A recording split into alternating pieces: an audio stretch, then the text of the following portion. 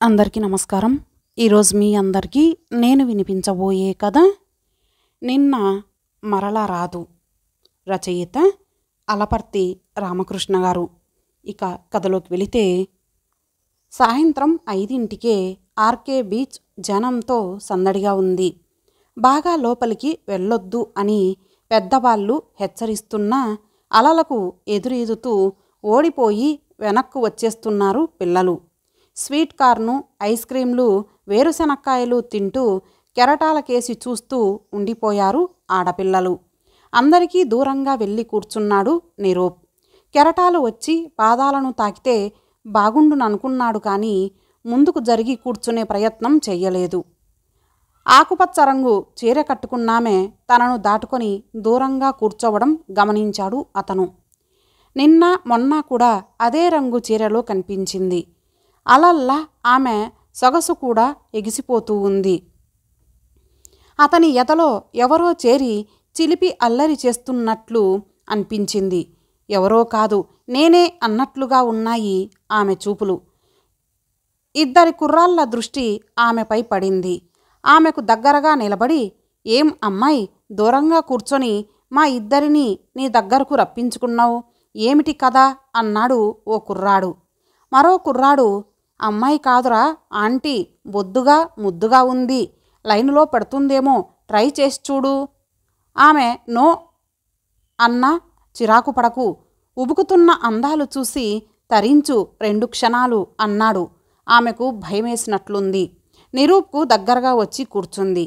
Aunty, uncle పోట్లాడుకున్నారేమో, అందుకే దూరంగా జరిగి కూర్చుంది, మనకు పడే కేసు కాదు అనుకుంటూ వెళ్ళిపోయారు వాళ్ళిద్దరూ. చూశారా, తల్లిదండ్రులు కష్టపడి సంపాదించిన డబ్బుతో జల్సాగా తిరుగుతూ కళ్ళు పొరలు కమ్మడంతో అలా మాట్లాడుతున్నారు. నా సమస్యలో నేను సతమతమవుతూ ఉంటే నాకు లైను వేస్తారట. లైను వేసే వయసులోనే నా చూపులు ఎవరి మీదా పడలేదు. 3 చెల్లెళ్లను ఎలా చదివించాలి? అనారోగ్యంతో మంచాన పడిన నాన్నకు మందులు ఎలా కొనాలి? ఇంటి అద్దె ఎలా కట్టాలి? వాటితో బుర్ర వేడెక్కిపోతుంటే మధ్యలో వీళ్ళ గోలేమిటి? చెప్పుకుపోయింది. ఆమె వైపు చూశాడు. తనకంటే 4-5 ఏండ్లు చిన్నదేమో. రోరింగ్ పార్టీస్లో అడుగు పెట్టబోతున్నాడు. సారీ, నా గొడవ మీకు చెబుతున్నాను అంది ఆమె. ఎంతమంది పిల్లలు అడిగాడు ఆమెను. పిల్లల కోడిలా కనిపిస్తున్నానా? ఇంకా పెళ్ళి కాలేదు, పెద్ద కూతుర్ని, బ్యాంకులో పనిచేస్తున్నాను కదా, ఇంట్లో అందరూ నా మీదే ఆధారపడతారు. అంతులేని కథ సినిమా చూశారా? ఆ మాటల్లో ఎన్నో విషయాలు చెప్పేసింది. మరి మీరో, మీ ఆవిడ ఏది? నవ్వేశాడు ఎగిసిపడుతున్న అలలకేసి చూస్తూ. మీ విషయాలు నాకెందుకులేండి, 10 నిమిషాలు కూర్చొని మాట్లాడుకుంటాం, విడిపోతాం, మళ్ళీ కలుస్తామో లేదో అంది తల మోకాళ్ళ మీద ఉంచుకొని చూస్తూ. ఎంతోమందిని చూశాడు. ఆమె ఎందుకనో అత్యంత సన్నిహితురాలిగా అనిపించింది. చీకటి పడింది. దూరంలో మినుకు మినుకుమంటున్న లైట్ల వెలుగు షిప్ కదిలిపోతున్న దృశ్యం కనిపించింది. షిప్ యార్డ్ వైపు కదులుతూ ఉంది. దగ్గరకొస్తున్న కొలది లైట్ల వెలుగు మరింత స్పష్టంగా కనిపిస్తూ ఉంది. ఆమె నుంచి ఏదో మత్తుగొలిపే పరిమళం ముక్కుపుటాలకు తాకింది. మొదట్లో ఆ పరిమళాన్ని గుర్తించలేదు. తనకు మరింత దగ్గరగా జరిగి కూర్చుందా? మీ పేరు అడిగాడు అతను. మందాకిని అంది సన్నగా నవ్వుతూ. మీ పేరేమిటి అని అడగలేదు ఆమె. 7 దాటింది, ఇక వెళ్దాం అంది ఆమె లేచి నిలబడుతూ. రేపు ఇక్కడే కలుద్దాం అన్నాడు అతను నోరు పెగల్చుకొని. బీచ్ బస్టాండు వైపు నడిచింది. డాబా గార్డెన్స్ వైపు వెళ్లే బస్సు ఎక్కడం చూశాడు. కారు పార్కింగ్ వైపు నడిచాడు నిరూప్. మరుసటి రోజు సాయంత్రం బీచ్లో కూర్చున్నాడు అతను. అందరికీ దూరంగా కడలి వైపు చూస్తూ ఉండిపోయాడు. సముద్రం అంటే ఎంతో ఇష్టం. వేటపాలెంలో పుట్టి పెరిగాడు. పిల్లలతో కలిసి రోజు సముద్రం ఒడ్డుకు పరిగెత్తుకుంటూ వెళ్ళేవాడు వీలు దొరికినప్పుడల్లా.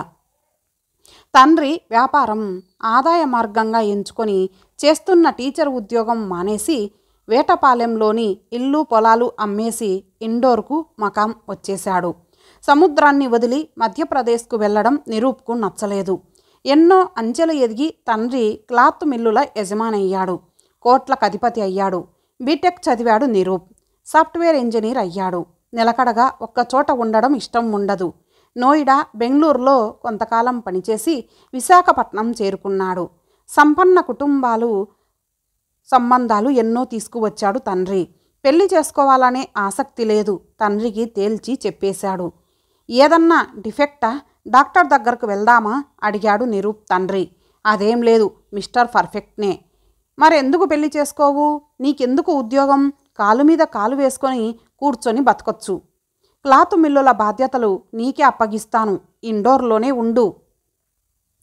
పెళ్లి చేసి నా కాళ్లకు బంధాలు వేసి నన్ను ఇక్కడే కట్టిపడేయాలనుకుంటున్నారు. మీరు సంపాదించిన ఆస్తికి నన్ను సంరక్షకుడిని చేసి ట్రైనింగ్ ఇవ్వాలనుకుంటున్నారు. అవేవి నాకు నచ్చవు. నన్ను పట్టించుకోకండి. నా వెంట పడితే మీకు నేను మరింత దూరం అవుతాను. కుండ బద్దలు కొట్టినట్లు తండ్రికి చెప్పేశాడు. 40 ఏండ్లు వచ్చేశాయి. బీటెక్ చదివే రోజుల్లో ఇద్దరు అమ్మాయిలతో క్రష్ అనుభవాలు. అమ్మాయిల పట్ల అనురక్తి, అనురాగం పెరగలేదు. అందరికీ దూరంగా జరిగిపోతూ ఉన్నాడు.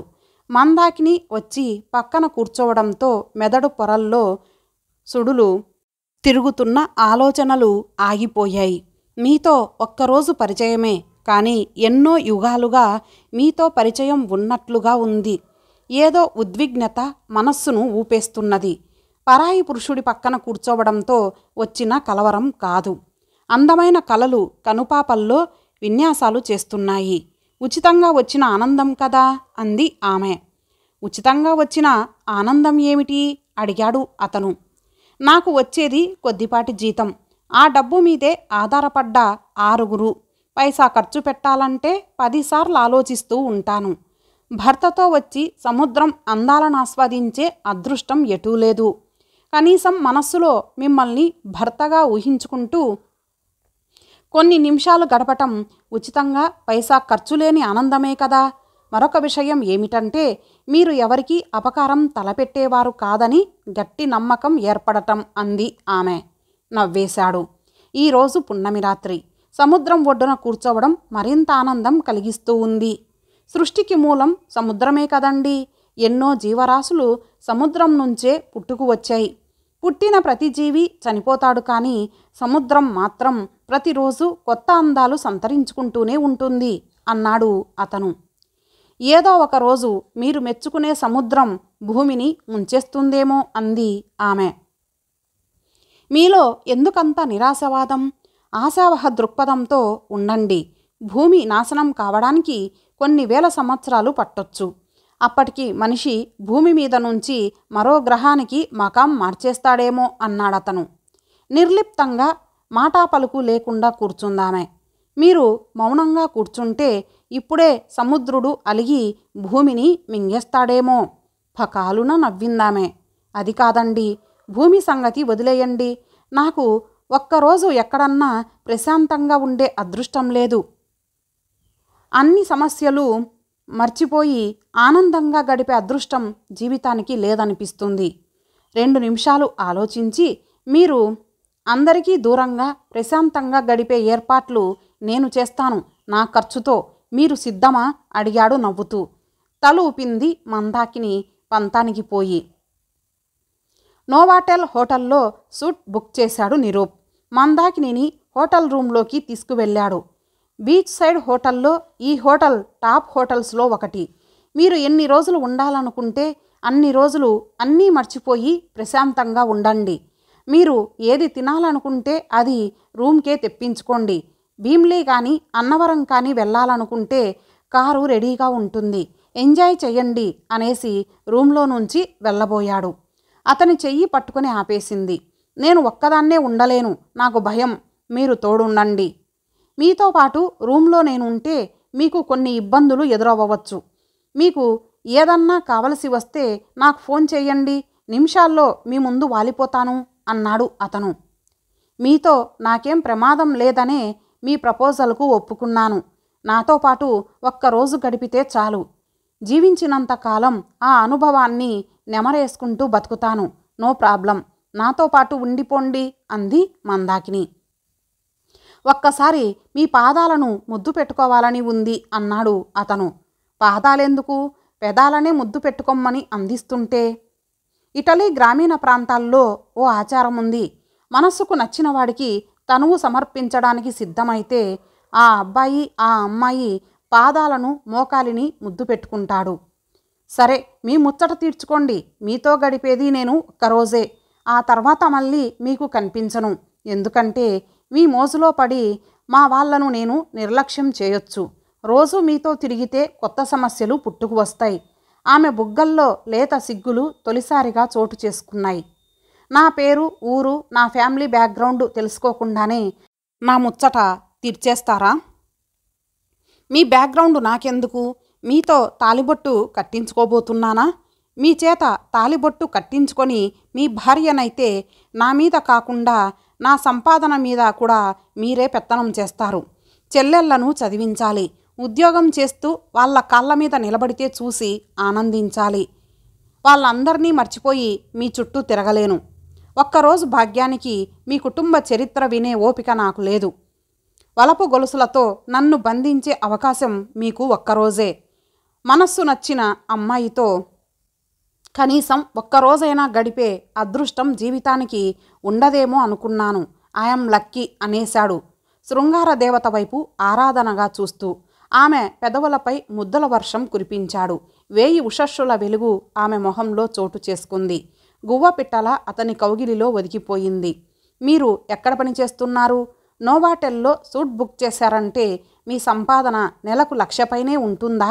మీ అమ్మా నాన్నలు ఎక్కడ ఉంటున్నారు? సిస్టర్స్ ఉన్నారా? ఎన్నో ప్రశ్నలు వేసింది. ఆనందపడిపోయాడు నిరూప్.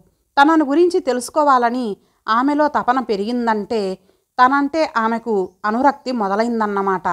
అన్ని ప్రశ్నలకు సమాధానం ఓపిగ్గా చెప్పాడు. జీవితంలో సంతోషం ఒక్కటే ఉండాలని కోరుకోకూడదు. మా నాన్నతో పాటు ఉంటే దర్జాగా బతికేయచ్చు. కానీ నాకు జీవితంలో సుఖం దుఃఖం రెండూ ఉండాలి. ఘర్షణ లేని జీవితం నాకు అవసరం లేదు. నా ఆలోచనలు నీలో కూడా ఉన్నాయి. జీవితంలో అన్ని రాత్రులు వృధాగా గడిపేశానే. ప్రతి క్షణాన్ని ఎందుకు జీవించలేదు? ఘర్షణ వైఖరితో, మొండితనంతో నాకు దగ్గరయ్యావు. అందుకే నువ్వు నాకు నచ్చావు అన్నాడు అతను తమకంతో ఆమెను పెనవేసుకుంటూ. సముద్రంలో ఈత కొట్టి అలసిపోయి ఒడ్డుకు చేరుకున్నట్లుగా ఉంది వాళ్ళిద్దరి పరిస్థితి. ఈరోజు అద్భుతం. రేపటికి ఈ అనుభవం నిన్నటి అనుభవం అవుతుంది. నిన్న మరలా రాదు. అనుభవం మెదడు పొరల్లోనే ఇంకిపోతుంది అంది ఆమె. వారం రోజులు మందాకిని కనిపించలేదు నిరూప్కి.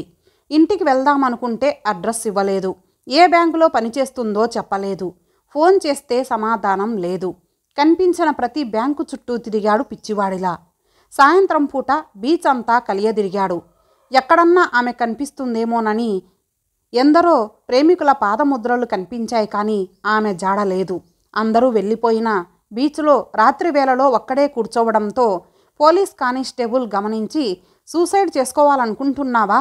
వెళ్ళి ఇక్కడి నుంచి అని అదిలించాడు. నిరూప్కి ఏదో గట్టి నమ్మకం.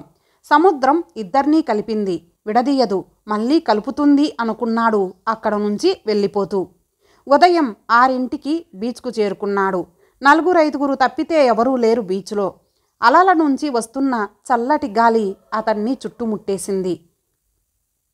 పసిబాలుడు బుడిబుడి అడుగులతో వస్తున్నట్లు తూర్పు దిక్కున ఉదయిస్తున్న సూర్యుడి వైపు చూస్తూ ఉండిపోయాడు. నా కోసం వెతుకుతున్నారా? తన వెనుక చేరి భుజం మీద చెయ్యి వేసింది. ఎవరో ఊహించుకున్నాడు. మందాకిని, ఐ లవ్ యూ, హోటల్కు వెళ్దాం పదా, నిన్న మరలా రాదని చెప్పానుగా అంది ఆమె. నిన్న మళ్ళీ మళ్ళీ తిరిగి వస్తుంది వసంతరాత్రులున్నంతకాలం అంటూ బలవంతంగా హోటల్ రూమ్కి తీసుకెళ్లాడు. దర్జాగా కూర్చొని యాపిల్ ముక్కలు తింటున్న వృద్ధ దంపతులు కనిపించారు మందాకినికి. మా అమ్మా నాన్నలు. వాళ్ళిద్దరి పాదాలకు నమస్కరించి ఆశీస్సులు తీసుకుందాం. కాబోయే కోడల్ని చూడటానికి ఇండోర్ నుంచి ఫ్లైట్లో వచ్చారు అన్నాడు నిరూప్. నిబిడాశ్చర్యంతో శిలా విగ్రహంలా నిలబడిపోయింది ఆమె. మీ వాళ్ళందరి బాధ్యతలు నీతో పాటు నేను పంచుకుంటాను. ఆ అవకాశం ఇవ్వు. నిరూప్ తల్లిదండ్రుల ఆశీస్సులు తీసుకుంది. ఇంతటితో ఈ కథ సమాప్తం. మరలా ఒక మంచి కథతో కలుద్దాం. అంతవరకు సెలవు. నమస్తే.